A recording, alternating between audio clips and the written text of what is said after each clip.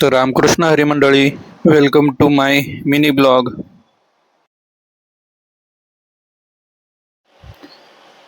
तर मी झोपेतून जस्ट उठलेलो आहे. तुम्ही बघू शकता की जवळपास आता संध्याकाळचे 7 वाजलेले आहेत. तर अंथरूण वगैरे मी व्यवस्थित केलेलं आहे.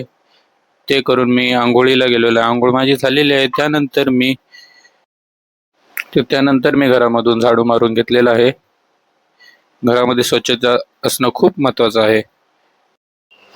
त्यानंतर मी देवपूजा करून घेतली. देवपूजा करताना खूप प्रसन्न वाटलं.